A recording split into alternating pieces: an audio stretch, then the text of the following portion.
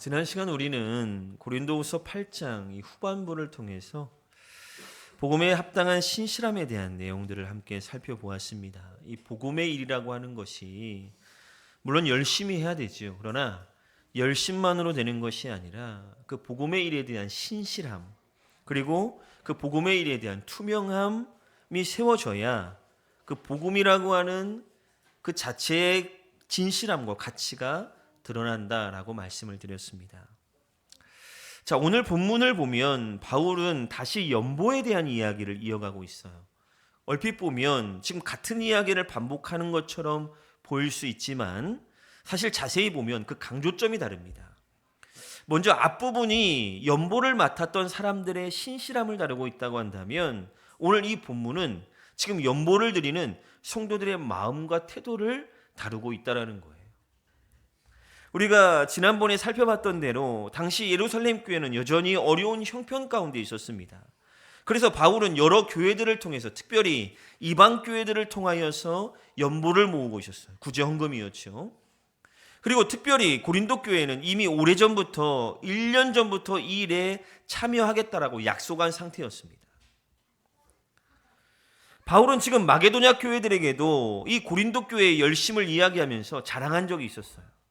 그런데 만약 고린도 교회가 이 일에 준비되지 못한 모습이었다고 한다면 어떻겠습니까? 이것은 단순히 고린도 교회의 체면의 문제가 아니라 그동안 말해왔던 바울이 그동안 강조해왔던 그 믿음과 열심이 실제로 삶에서는 이어지지 못하는 결과를 고스란히 보여주는 그런 모습과 다르지 않았다는 거예요. 가벼운 문제가 아니죠. 그래서 바울은 고린도 교회가 이미 가지고 있던 아주 좋은 뜻, 그리고 그들이 행해야 했던 이런 열심이 그냥 그대로 묻혀지는 것이 아니라 아름다운 열매로 나타나기를 바라고 있었던 것입니다. 특별히 오늘 본문에서 우리는 반복해서 등장하는 한 가지 중요한 원리를 발견하게 될 거예요. 뭐냐면 하나님께서는 어떤 강요된 헌신보다 자원하는 마음으로 드려지는 그 헌신을 기뻐한다는 거예요. 오늘 바울도 마찬가지입니다. 억지로 드리는 연보를 말하고 있지 않아요. 오히려 복음의 은혜를 경험한 사람이 하나님 앞에서 정말 하나님을 신뢰하는 마음으로 기쁨으로 드리는 믿음의 삶을 이야기하고 있습니다. 오늘 우리가 함께 이 말씀을 나눌 텐데요. 오늘 이 말씀은 물질만의 이야기를 말하는 게 아니에요. 우리의 시간, 또 우리의 재능, 또 우리가 행하는 섬김, 헌신, 모든 말씀을 다 포함하고 있어요.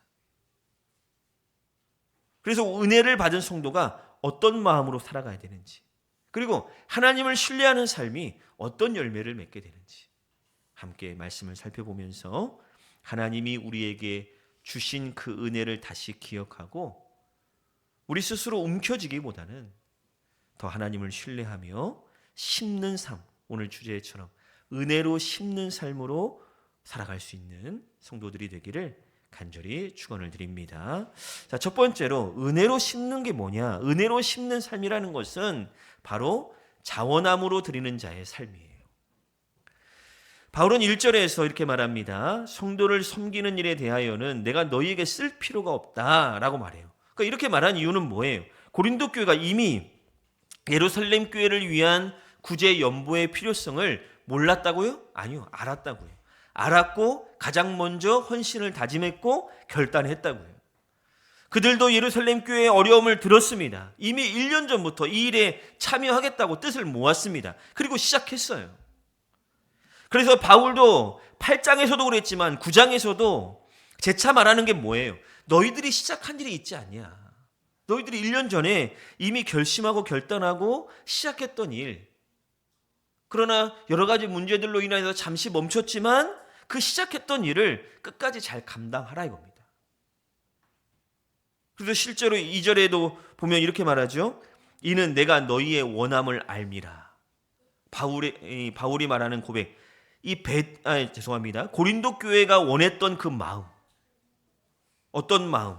그냥 잠시 예루살렘 교회가 그렇게 힘들구나 라고 하는 그 정도 관심 정도의 마음이 아니라 그 예루살렘 교회를 향하여서 마음을 품고 있었고 이 일을 감당하려고 하는 의지도 있었다라는 거예요. 이 단어의 뜻이 그래요.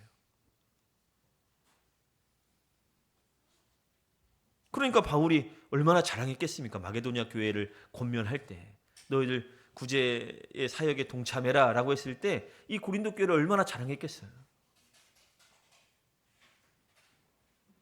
근데 문제는 뭐냐면 그들의 마음에 이런 좋은 마음이 있는 것과 그 좋은 마음이 실제로 이루어지는 것과는 다르다 이거예요. 우리도 종종 그렇습니다. 처음 예수를 믿거나 또는 부흥회나 수련회나 하나님의 말씀을 통해서 은혜를 받으면 결심할 때가 있어요. 새해가 되면 뭐 결심하죠. 열심히 봉사해야 되겠다. 내가 하나님 앞에 끊이지 않고 기도해야 되겠다. 내가 이 일에 열심히 섬겨야 되겠다. 마음을 품어요. 근데 시간이 지나면 그 처음의 열심이 약해져요. 때로는 실제 순종으로 이어지지 못할 때가 너무나도 많아요. 처음에는 막 신나서 열심히 하는 것처럼 보여요. 근데 중요한 건 끝까지 하는 게 더 중요한 거예요. 끝까지. 이 사역을 하다 보면요. 그런 게 있어요. 저도 개척 이후에 교회 사역을 계속 해왔고 또 학생부 사역도 계속 해왔고 근데 가장 첫 해는요. 뭔가 의지가 있어요. 그래서 막 이것도 준비하고 저것도 준비하고 이렇게도 해보고 저렇게도 해보고 막 의지가 불타가지고 막 열심히 합니다. 근데 2년째 가면 그게 좀 식어요. 전과 좀 못해요. 3년째 가면 슬슬 이제 하기가 싫어요. 4년째 가면 뭔가 바닥이 난 것 같아요. 자꾸 물러서요. 약해지고 우리의 실제 결단이 순종으로 이어지지 못하는.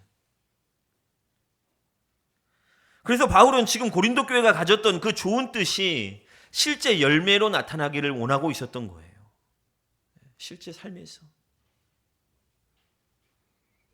특별히 5절에서 뭐라고 말합니까? 우리 같이 한번 읽어볼까요? 5절 같이 한번 읽겠습니다. 시작. 그러므로 내가 이 형제들로 먼저 너희에게 가서 너희가 전에 약속한 연보를 미리 준비하게 하도록 권면하는 것이 필요한 줄 생각하였노니 이렇게 준비하여야 참 연보다 억지가 아니니라. 아멘. 억지. 이 억지라는 단어를 찾아보니까요. 탐욕과 인색함이라는 인색함을 의미하는 단어와 연결되어 있는 단어예요. 이게 탐욕, 인색함. 그러니까 내가 지금 억지로 드린다라고 하는 그 마음 속에는 이미 뭐가 있는 거예요? 탐욕과 인색함이 담겨져 있는 거예요. 자, 반대로 참 연보답고라고 하는 이 표현은 축복과 은혜로 드려진다라고 하는 자발적 헌신을 의미하고 있어요.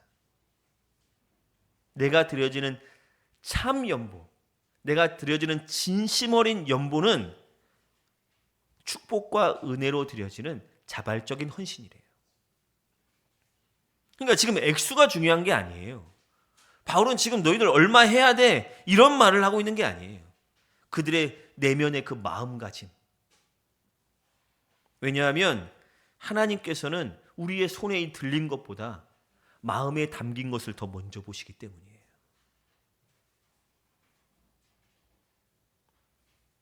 구약 성경을 보면 하나님은 형식적인 제사를 기뻐하시지 않습니다. 많은 제물을 드리는 게 중요한 게 아니에요. 하나님을 향한 마음가짐이 어떠냐 이겁니다. 그러니까 신약 성경에도 마찬가지예요. 하나님은 절대로 억지로 드리는 것을 기뻐하지 않아요. 남의 눈치 보고 사람 눈치 보고 어쩔 수 없이 해야 되니까 그런 거 하나님 원하지 않는다 이거예요. 하나님께 받은 은혜에 감사하여서 그 하나님을 믿는 믿음 가운데에 드려지는 것을 기뻐하는 거예요. 출애굽기 35장을 보면요. 이스라엘 백성들이 성막을 건축하는 이제 장면이 시작이 됩니다. 하나님께서 백성들에게 너희들 이제 이 성막을 짓기 위하여 너희들이 가진 것을 드리라고 명령을 해요. 자, 그런데 성경을 보면 실제로 뭐라고 말하냐면 마음이 감동된 모든 자와 자원하는 모든 자들이 예물을 가져왔다 이렇게 말하고 있어요. 이스라엘 백성들이 장정만 60만 명이었어요. 그럼 남녀 아이들 다 포함하면 대략 한 200만 명 정도 되지 않았을까 추측을 합니다. 그런데 그 중에 가져온 사람들은 누구였냐면 마음에 감동된 모든 자와 자원하는 모든 자들이라고 성경이 기록하고 있어요.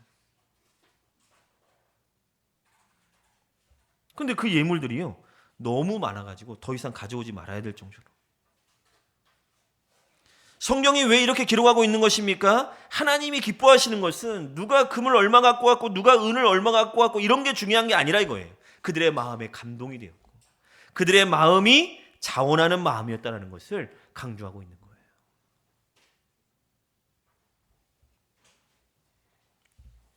성도 여러분, 은혜는 사람을 억지로 움직이지 않습니다.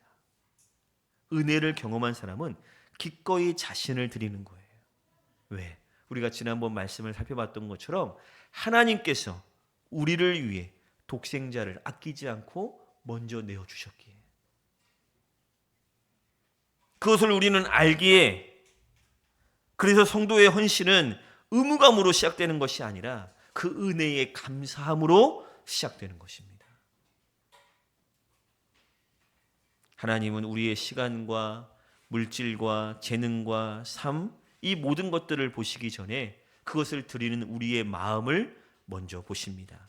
얼마나 많이 드렸는가 보다 어떤 마음으로 준비하여 드렸는가를 보시게 되는 거예요.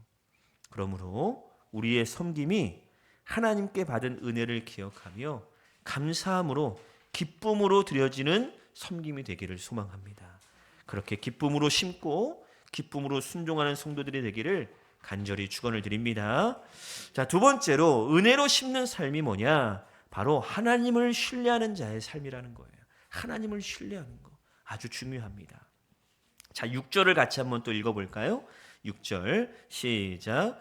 이것이 곧 적게 심는 자는 적게 거두고 많이 심는 자는 많이 거둔다 하는 말이로다. 아멘.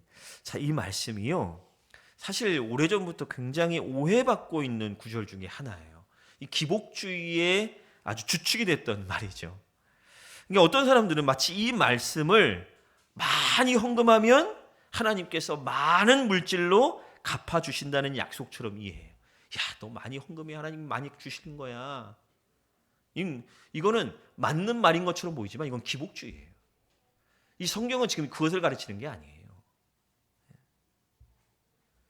바울은 지금 부자가 되는 방법을 가르치는 게 아닙니다. 지금 바울은 예루살렘 교회를 위한 연보를 이야기하면서 지금 많이 드리면 많이 받아, 이걸 원하는 게 아니라 하나님을 신뢰하는 믿음에 대해서 이야기하고 있는 거예요. 이게 무슨 말이냐면, 자, 생각해 보세요. 이 심는다는 행위 자체가 원래 믿음의 행위예요. 이게 무슨 말이냐면, 자, 농부가 씨앗을 심습니다. 자, 씨앗을 심을 때 그 결과를 다 보장받고 심습니까? 그렇지 않죠.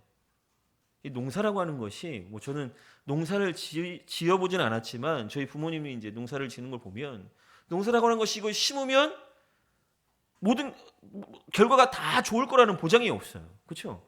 자연재해도 있을 수 있고, 아니면 병충해도 있을 수 있고, 땅에 문제가 있을 수도 있고. 그렇게 본다고 한다면 이 씨앗을 창고에 그냥 놔두면 이 씨앗은 없어져요? 안 없어져요? 모르겠어요? 없어져요? 그냥 창고에 보관하면 당장은 잃어버리지 않겠죠. 그러나 열매도 없어요. 반대로 씨앗을 땅에 묻는 것은 뭐예요? 당장 보기에는 없어지는 것처럼 보여요. 그러나 농부는 그 없어진다는 마음으로 심는 게 아니에요. 어떤 마음으로 심는 거죠? 이게 열매를 맺을 것이다 라고 하는 확신과 믿음으로 심는 거예요. 바울은 지금 그 원리를 말하고 있는 거예요. 은혜를 받은 사람은 하나님을 신뢰하기 때문에 심는 거예요. 내가 많이 드려야 내가 많이 받는다, 이런 원리가 아니라 하나님을 신뢰하기 때문에. 어떤 신뢰? 하나님께서 공급하시는 분이시라는 것에 대한 신뢰인 거예요. 그 하나님께서 공급하시는 분이심을 알기 때문에 움켜쥐기보다 드릴 수 있고, 내가 붙들기보다 흘려보낼 수 있는 거예요. 그래서 7절 바울이 이렇게 말합니다. 각각 그 마음에 정한 대로 할 것이요 인색함으로나 억지로 하지 말지니 하나님은 즐겨내는 자를 사랑하시느니라 라고 말씀하고 있어요. 인색하다. 이게 뭐예요? 근심하는 거예요. 아까워하는 거예요. 마지못해. 억지로. 이게 뭐예요? 외부의 압력에 의해서 강제로.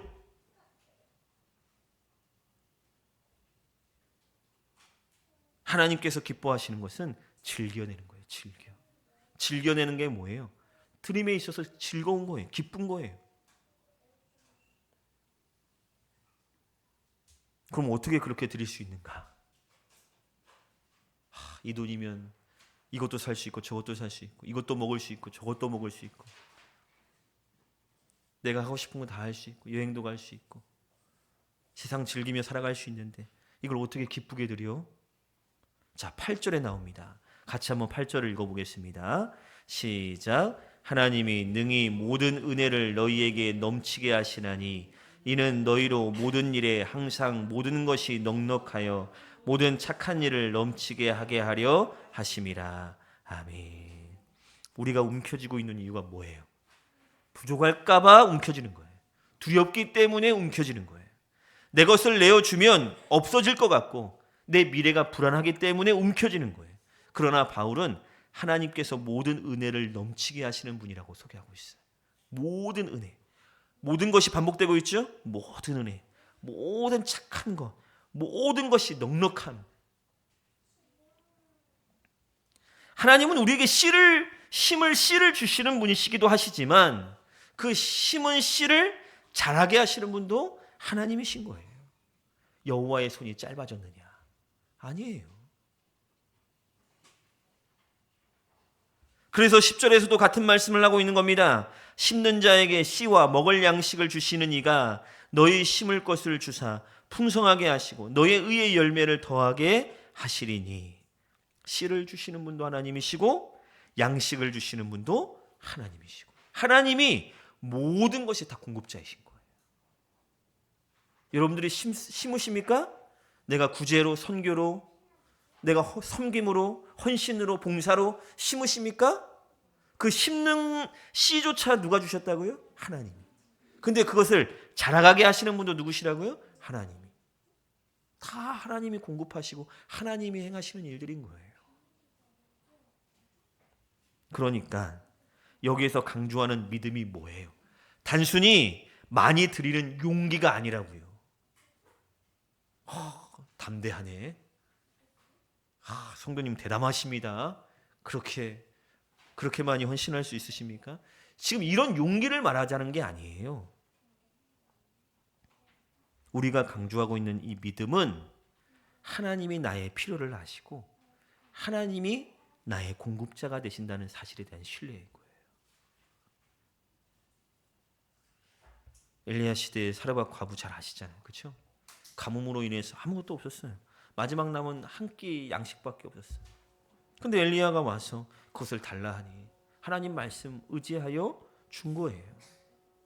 아무것도 없어요. 이제 움켜질 수밖에 없는 상황이었는데 움켜지지 않고 흘려보냈어요. 심었어요. 하나님의 역사가 나타나죠. 가뭄이 끝날 때까지 그 가정에 밀가루와 기름이 떨어지지 않게 되었어요. 그러니까 또 이제 결과만 또 보고 어떤 분들이 그래 이렇게 하나님께 드리니까 음식이 떨어지지 않잖아, 복 받잖아. 이게 중요한 게 아니라고요. 그 하나님에 대한 신뢰가 중요한 거예요. 그 믿음.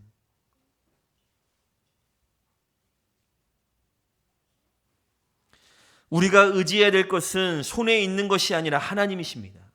통장에 있는 숫자가 아닙니다. 하나님의 공급하심이에요.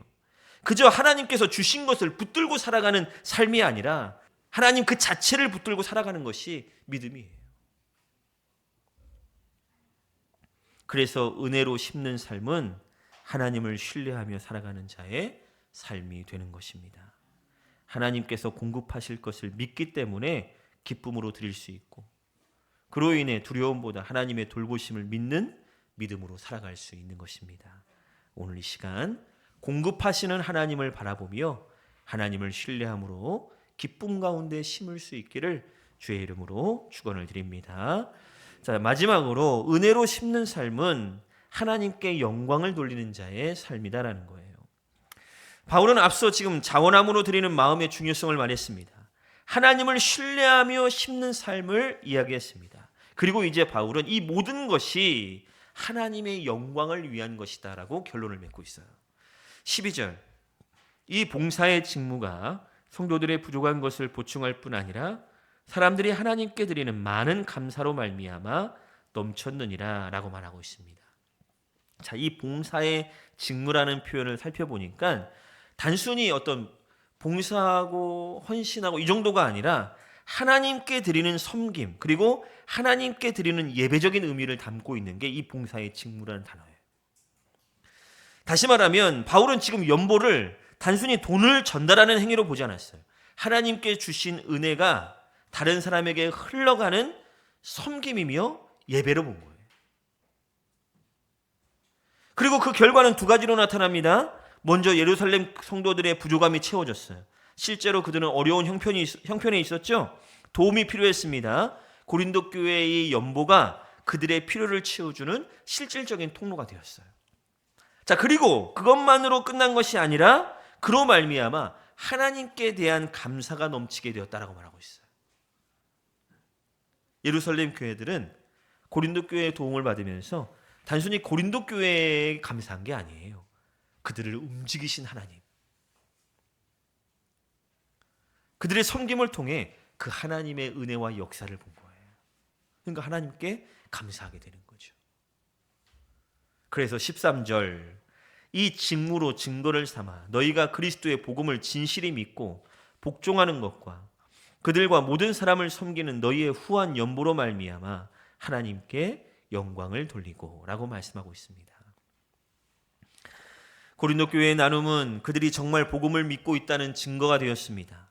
그리스도의 은혜를 경험한 사람은 삶이 변화되고 하나님께 받은 그 사랑이 이웃을 향한 사랑으로 나타나기 때문입니다.